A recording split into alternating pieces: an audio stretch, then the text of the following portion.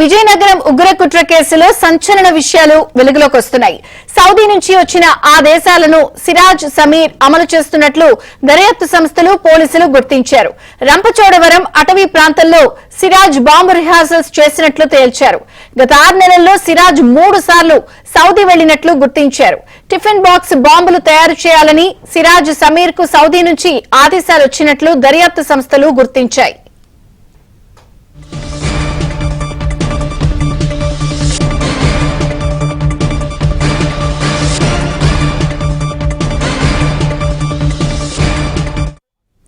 విజయనగరంలోని ఉగ్ర కుట్ర కేసులో సంచలన విషయాలు వెలుగులోకి వచ్చాయి. సౌదీ నుంచి ఆదేశాలు వచ్చాయి. సిరాజ్ సమీర్ కి బాంబు తయారు చేయాలని.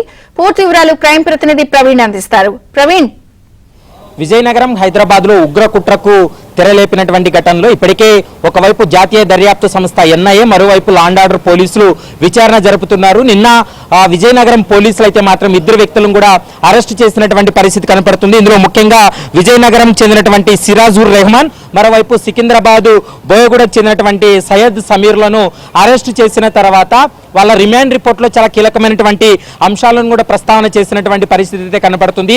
గత కొంతకాలంగా అంటే దాదాపు 3 నెలల నుండి కూడా ఇన్స్టాగ్రామ్ లో ఒక గ్రూప్ ఏర్పాటు చేసి 6 మంది ఆ గ్రూప్ లో ఉన్నారు. ఈ 6 మంది కూడా సౌదీ అరేబియాలో ఉన్నటువంటి ఐసిస్ ఉగ్రవాదులతోటి వీళ్ళు సంబంధాలు పెట్టుకొని వాళ్ళు ఇచ్చేటువంటి ఆదేశాలతోటే ఇక్కడ కుట్రపూరితంగా వ్యవహరిస్తున్నారనేటువంటి అంశాన్ని ప్రస్తుతం రిమాండ్ రిపోర్ట్ లో కూడా పేర్కోవడం జరిగింది. మరోవైపు ఇందులో మరొక కీలకమైనటువంటి అంశం ఏంటంటే రంపచోడవరం అటవీ ప్రాంతంలో బాంబుల పనితీరుపై రిహార్సల్స్ చేసినట్లు కూడా ప్రస్తుతం పోలీసుల విచారణలు కూడా వెల్లడైంది.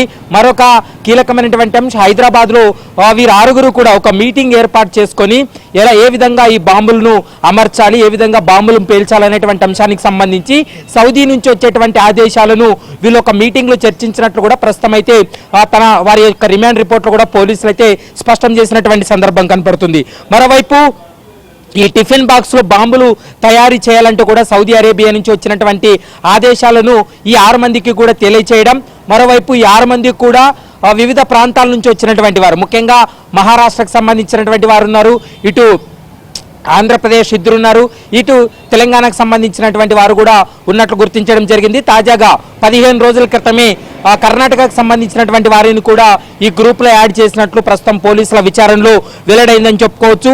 ఐసిస్ హ్యాండర్ల నుంచి సౌదీ నుంచి వచ్చేటువంటి ఆదేశాలను వీళ్ళు అమలు చేయడమే వీళ్ళ యొక్క పాత్ర అనేది ప్రస్తుతం అయితే మాత్రం పోలీసుల విచారణలో తేలింది. టిఫిన్ బాక్స్ లో బాంబులు తయారు చేయాలనేటువంటి అంశాన్ని 2కి ఆదేశాలు ఇవ్వడం జరిగింది. మరొక 4 అయితే మాత్రం ఎక్కడ ఈ బాంబులు పెట్టి పేల్చాలనేటువంటి టార్గెట్లను కూడా మిగిలినటువంటి 4కి అప్పగించినట్లు కూడా ప్రస్తుతం అయితే పోలీసుల విచారణలో కూడా వెల్లడైనటువంటి అంశం ఉంది. ఈ రోజు ఎన్ఐఏ అధికారులు కూడా విజయనగరంకు వెళ్లారు. విజయనగరం పోలీసుల నుంచి కూడా ఎన్ఐఏ అధికారులు కొంత సమాచారాన్ని తీసుకోవడం జరిగింది. మరికొద్ది సేపట్లోనే విజయనగరంలో వీరిద్దరిని కూడా కస్టడీ కోరుతూ కస్టడీ పిటిషన్ దాఖలు చేస్తారు.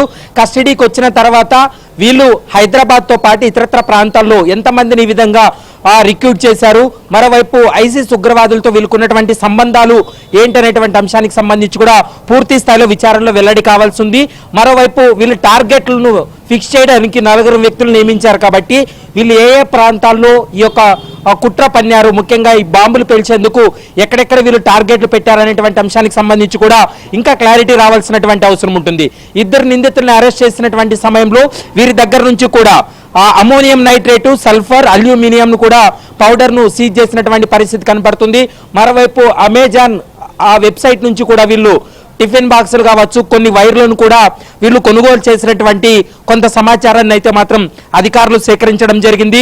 సిరాజ్ అనేటువంటి వ్యక్తి సౌదీ అరేబియాకు ఇప్పటికే 3 సార్లు వెళ్లి వచ్చినట్లు కొన్ని ఆధారాలు లభించడం జరిగింది. కాబట్టి 2 నిందితుల్ని కస్టడీకి తీసుకొని విచారిస్తే మరికొన్ని సంచలనమైనటువంటి విషయాలు కూడా బయటపడతాయి. ఇక వీళ్ళ యొక్క ఇన్స్టాగ్రామ్ చాటింగ్ లో కూడా ఒక కీలకమైనటువంటి అంశం బయటపడింది. అగ్గిపుల్లాకు ఉపయోగించేటువంటి మందు ఏదైతే ఉందో ఆ మందు ద్వారా పేలుడును ఏ విధంగా పేలులకు పాల్పడాలి, ఆ మందు ద్వారా ఏ విధంగా బాంబులు తయారు చేయాలనేటువంటి అంశానికి సంబంధించి సౌదీ నుంచి వీళ్లకు ఒక ఫైల్ రావడం జరిగింది.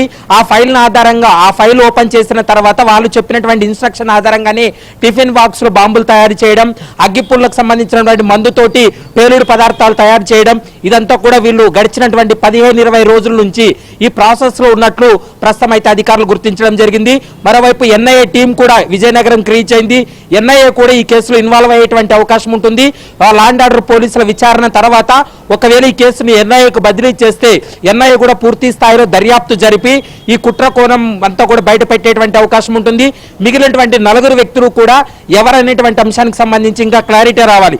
మొత్తం 6 మంది కలిసి ఒక గ్రూప్ ఏర్పాటు చేసుకున్నారు. 6 మందిలో 2 అరెస్ట్ అయ్యారు.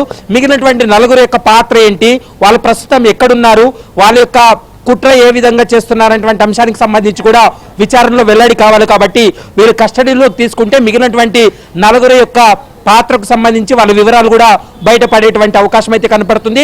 మరికొద్దిసేపట్లోనే నిందితులను కస్టడీ కోరుతూ పోలీసులు పిటిషన్ దాఖలు చేసేటువంటి అవకాశం అయితే కనపడుతుంది. విజయ్ చంద్రిక, ప్రధానంగా ప్రవీణ్, ఇటు విజయనగరం కానీ ఇప్పుడు ఈ ఇండియా పాకిస్తాన్ యుద్ధం తర్వాత చూస్తే ఇలాంటి అనేక ఘటనలు ఒకదాని తర్వాత ఒకటి వస్తున్నాయి.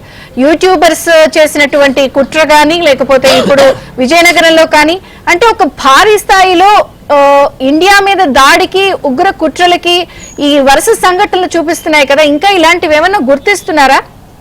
ఎగ్జాక్ట్లీ, ఇప్పటికే మనం చూసాం భారత్ పాకిస్తాన్ మధ్య ఉద్రిక్త పరిస్థితుల నేపథ్యంలో దేశంలో వాళ్ళకి ఖచ్చితంగా అంటే కొన్ని ప్రాంతాలు ముఖ్యంగా హైదరాబాద్ కావచ్చు, ముంబై, మరోవైపు కర్ణాటక, ఈ 3 ప్రాంతాల్లో వాళ్ళకి స్లీపర్ సెల్స్ ఉన్నారు. ఖచ్చితంగా వాళ్ళకి పరోక్షంగా సహకారం అందించేటువంటి వ్యక్తులు చాలా మంది ఉన్నారనేది కొంత ఎన్ఐఏ సస్పెక్ట్ చేసి వారిపైన నిఘా పెట్టడం జరిగింది.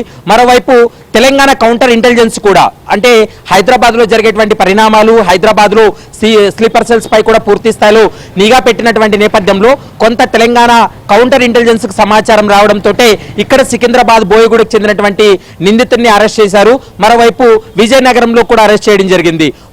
మూడు సంస్థలు కూడా అంటే తెలంగాణ కౌంటర్ ఇంటెలిజెన్స్, విజయనగరం పోలీసులు, ఎన్ఐఏ ముగ్గురు కూడా సంయుక్తంగా ఈ ఆపరేషన్ చేసి నిందితులను అయితే అరెస్ట్ చేశారు. ఖచ్చితంగా వీళ్ళు ఆన్లైన్ లో ఏ విధంగా అంటే సోషల్ మీడియా వేదికగా వీళ్ళు ఏ విధంగా వీళ్ళ కార్యకలాపాలు కొనసాగిస్తున్నారనేటువంటి అంశానికి సంబంధించి కూడా నిఘా ఉంచడం జరిగింది. ఆ సోషల్ మీడియాలో ఇన్స్టాగ్రామ్ కావచ్చు, టెలిగ్రామ్, ఈ 2 సామాజిక మాధ్యమాల్లోనే వీళ్ళు ఎక్కువగా అలర్ట్ గా ఉన్నారు. కొన్ని గ్రూప్స్ ని క్రియేట్ చేయడం జరిగింది. ఆ గ్రూప్స్ ద్వారానే వీళ్ళు యాక్టివ్ అయ్యారనేటువంటి అంశాన్ని కూడా ప్రస్తుతం అయితే పోలీసుల విచారణలో తేలింది. కాబట్టి ఖచ్చితంగా వీళ్ళని కస్టడీకి తీసుకుంటే ఇంకా దీని వెనుక ఉన్నటువంటి వ్యక్తులు ఎవరు ఏంటి అనేటువంటి అంశానికి సంబంధించి పూర్తి స్థాయిలో వివరాలు కూడా బయటపడేటువంటి అవకాశం ఉంటుంది. ఇక సౌదీకి 3 సార్లు వెళ్ళొచ్చినటువంటి అంశానికి సంబంధించి కూడా అక్కడ సౌదీకి వెళ్ళిన తర్వాత ఎవరిని కలిశాడు, హైదరాబాద్తో కావచ్చు మరోవైపు విజయనగరం కావచ్చు, దేశవ్యాప్తంగా వీళ్ళు ఏమైనా రిక్రూట్ కు ప్లాన్ చేశారా, మరోవైపు పేలులకు కుట్ర పన్నినారా, ఇవన్నీ కూడా విచారణలో వెల్లడి కావాలి. నిన్న హైదరాబాద్ లో అరెస్ట్ చేసి విజయనగరం తరలించిన తర్వాత వారిద్దరిని కూడా జ్యుడిషియల్ రిమాండ్ కూడా తరలించారు. ఇప్పటికే 14 రోజుల పాటు జ్యుడిషియల్ రిమాండ్ విధించడం జరిగింది. మరి కాసేపట్లో కస్టడీ పిటిషన్ దాఖలు చేస్తే కస్టడీకి ఎన్ని రోజుల పాటు న్యాయస్థానం ఇస్తుందనేది మాత్రం చూడాలి. కస్టడీకి తీసుకున్న తర్వాత ఈ అంశాలన్నీ కూడా బయటపడేటువంటి అవకాశాలు అయితే స్పష్టంగా కనపడుతున్నాయి. ఒకవేళ వారిని ఎన్ఐఏ కూడా విచారణ చేయాలని భావిస్తే ఖచ్చితంగా కోర్టు అనుమతితోటి వాళ్ళని కస్టడీలోకి తీసుకొని హైదరాబాద్ కు తరలించి హైదరాబాద్ లో ఎన్ఐఏ పూర్తి స్థాయిలో దర్యాప్తు జరిపేటువంటి అవకాశం అయితే కనపడుతుంది. Vijay Chandrika, thank you Praveen.